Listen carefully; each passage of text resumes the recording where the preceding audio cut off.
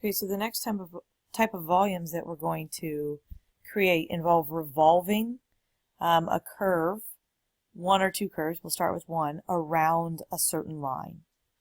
And so just to show you what it looks like, I've got a curve y equals x squared, the same one we've been working with, and I'm going to revolve this around the x-axis. I can revolve it around different things, but I'm going to revolve it around the x-axis right now, just to show you what it looks like.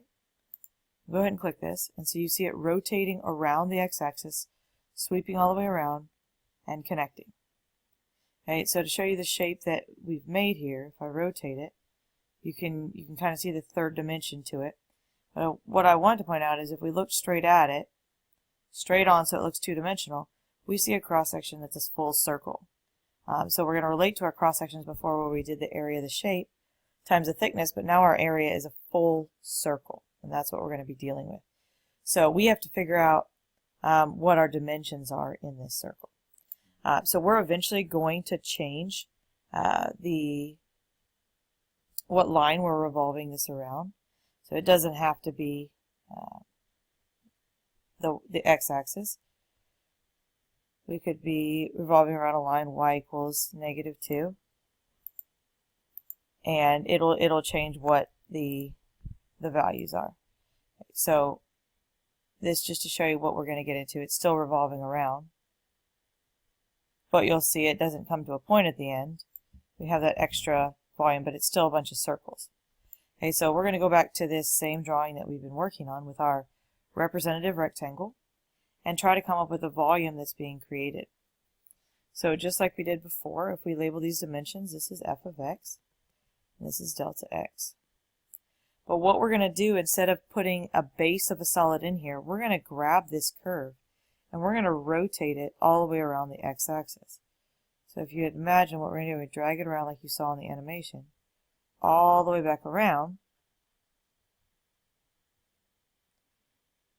Forgive my three-dimensional drawings, but we would make this what's called a disc. So imagine a CD or a DVD. We'd have a disc that would be our circle. So over to the right here I have an image, a three-dimensional image of attempting what it looks like, grabbing this curve and rotating it around. You end up with a bunch of circles, and like I showed you before, if you looked through it this way, you would see cross-sections that are circles. So what we have to do is come up with the volume of this shape that we've created now, three-dimensionally. So what we worked on before was our volumes were always the area of the shape times the thickness. So it may be a little harder for you to see right now, but the thickness of our little disc is right in there, which is our delta x still, and the area of our shape is a full circle now, so we're going to go pi r squared. And just like we did with our semicircle, we have to figure out what our radius is. But you got to be clear on this versus the semicircle. If you look at the radius of this circle, radius always starts from the center and then goes to the edge. So the radius of this circle is f of x. Whereas when it was a semicircle, we had half of f of x. That was because that representative rectangle was the base and that whole thing was the diameter. So here the radius is f of x. So when we plug that in, we get pi f of x squared and then times the delta x. So if I wanted to make a bunch of these and add them up and find my overall volume, I would go from A to B, pi f of x squared and then dx. And it's as simple as that. You have pi r squared dx. So we're gonna work a problem, and then we'll start adjusting how many curves we have. So this one says find the volume of the solid form by rotating y equals x about the x-axis from 0 to 4. So we see on the graph there's 4 and there's our 0. So we're going to take this curve and rotate it around the x-axis. Okay, and so if you can imagine what this is going to be like, it will end up making lots and lots of these circles, and it will end up being a cone. Okay, but we're going to go through it same as before. Our volume would be the area of the shape, and we have full circles this time. And our thicknesses are going to be our delta x. Okay, but we have to figure out what our radius is, and the radius is always from the center up. And so we got to get clear is I could draw on this other circle, I could draw a different radius, it's a different length, but either way, that distance is our f of x. So if it can change, if it will be different in different places, it's generally a variable. And so here ours is f of x or y. So when we plug this in, our volume would be pi, and then f of x or y squared in our delta x. So if we had to add a bunch of them, we would go 0 to 4, pi, and our y equation is y equals x, so I'm going to plug that in, x squared, and then dx. We're going to go ahead and work this one by hand, so we don't forget that concept. So this is back to where we talked about this number, this pi is a number, so it may be easier for you to integrate by hand if you'll bring that out front. And then you realize that you're just really taking the antiderivative of x squared, which is not so bad. We're just going to keep the pi out front. So the antiderivative of x squared is 1/3 x cubed, and we have 0 to 4. We still have this pi when we go do the work for it. So you can leave the pi out front and distribute it later, or you can put the pi in each one. So I'm going to go ahead and put the pi in each one and call it pi over 3 times 4 cubed, and then minus pi over 3 times 0 cubed. And this ends up being 64 times pi over 3, so 64 pi over 3. And then this part is going to come out as 0. So there's our answer for the volume. We're going to go ahead and work one more without the second curve here, just to show you something that's kind of neat about the volumes. It says find the volume created by rotating f of x around the x-axis and gives us f of x is x minus 3. So I went and ahead and graphed f of x for you, so this is x minus 3, and it gives us the interval 2 to 4. So 2 to 4.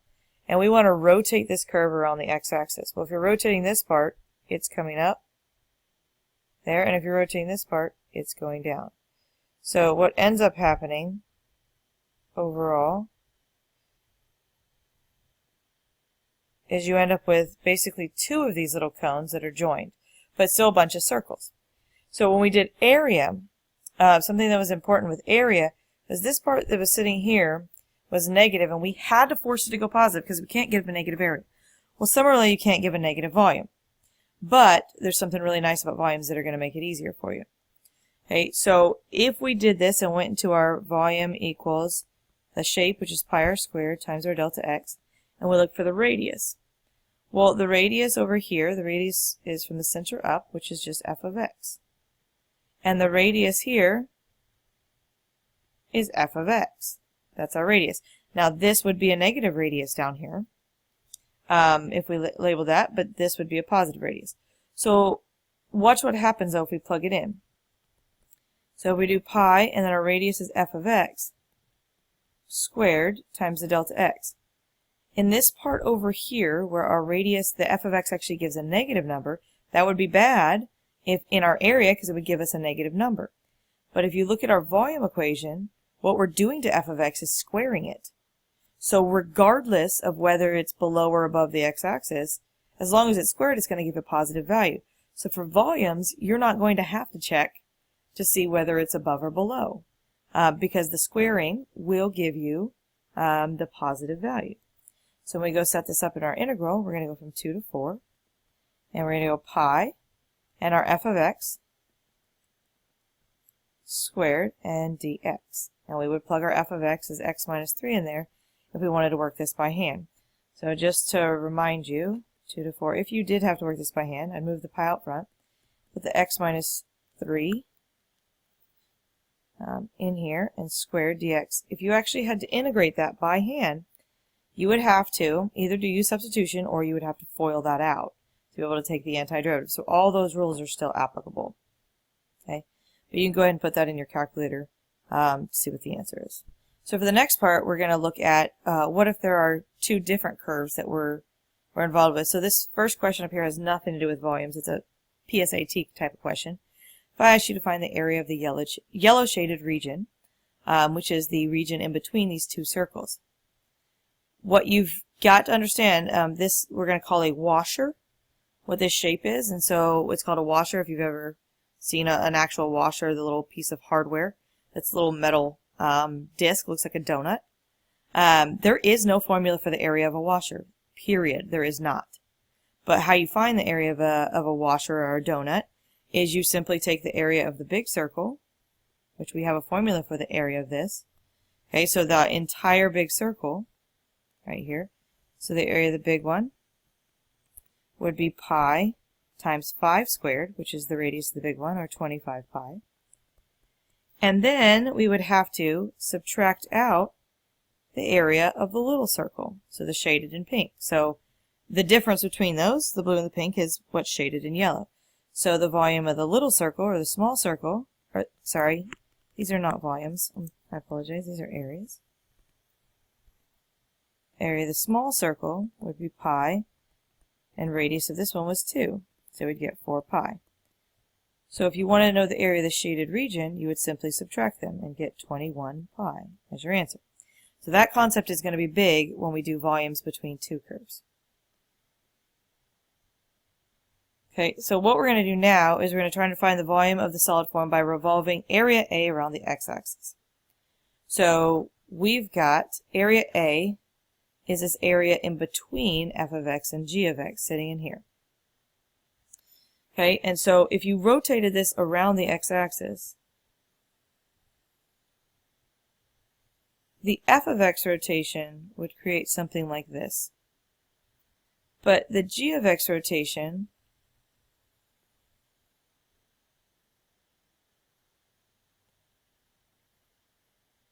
would create these smaller circles. Okay, inside until you get to the end, which they'd end up being the same size at the very end. But what happens is, for this volume, rotating the f of x creates this giant, I don't know, bell-like feature.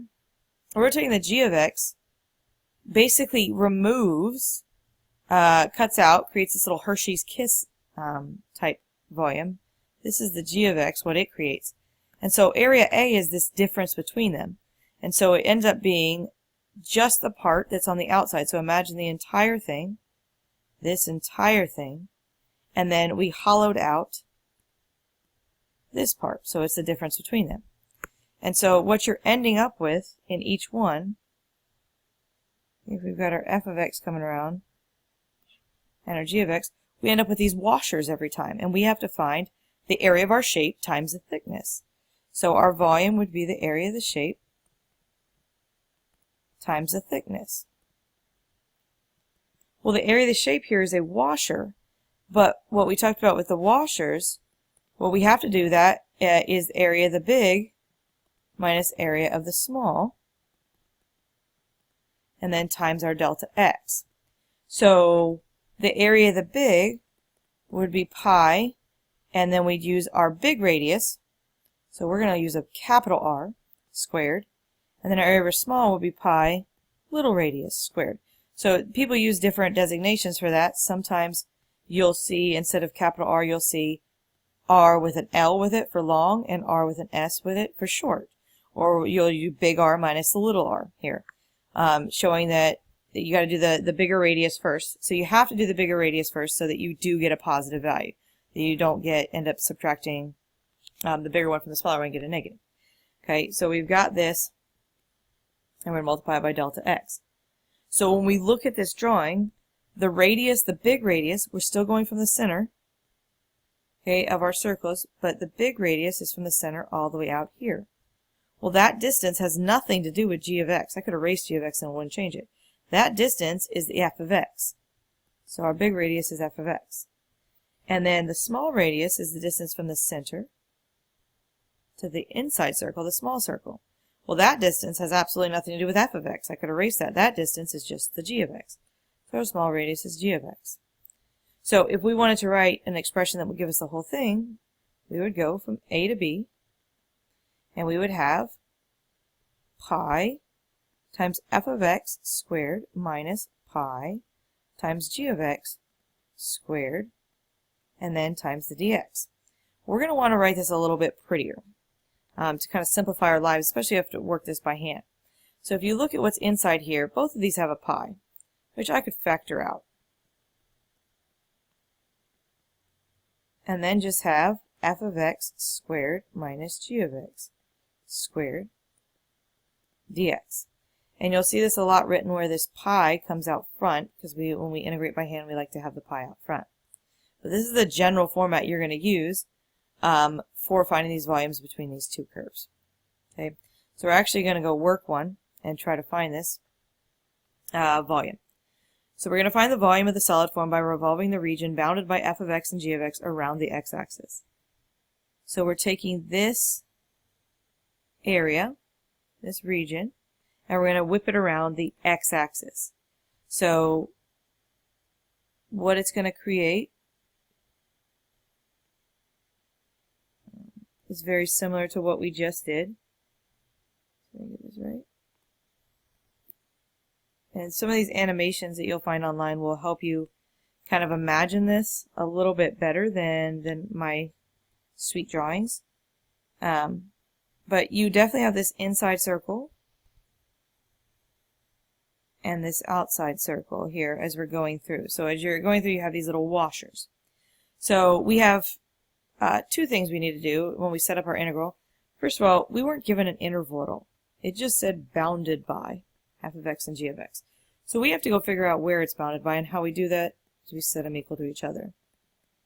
Figure out where they pinch off. We want to find that spot and that spot, our beginning and our end. So if we set that equal to each other, we subtract the 4x over and add the 3 over. We'll get x minus 1 and x minus 3. And we get x's 1 and 3. So there's 1 and there's 3. So if we're writing our integral expression, we're going to go from 1 to 3. And I'm going to go ahead and bring, we'll work it one by pieces. So we're going to do the area of the shape, which is a washer. So we're going to go from the center. My drawing isn't perfectly symmetrical. Okay, and we're going to do the area of the big one,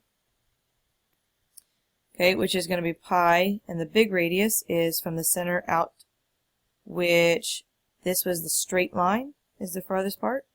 So the straight line, that was g of x. That's our radius there, and squared, and then minus pi, and we got to do the little one. So from the center to the small one, pi, and that's f of x squared.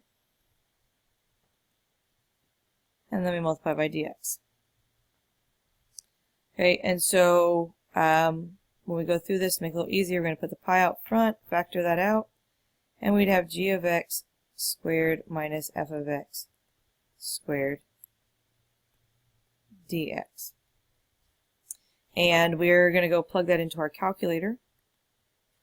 And so when we plug it into our calculator, we have to type it as g of x, or 4x minus 3, squared minus f of x, which is x squared, squared, and then we've got our dx there. So if you put it in your calculator, the answer you get is 184 pi over 15, or 38.537. Okay, we're going to end up modifying lots of things on these volumes, but that's pretty much it. 1 and 2 curves. We're going to have some modifications, but that's the big deal, is understanding the area of a washer.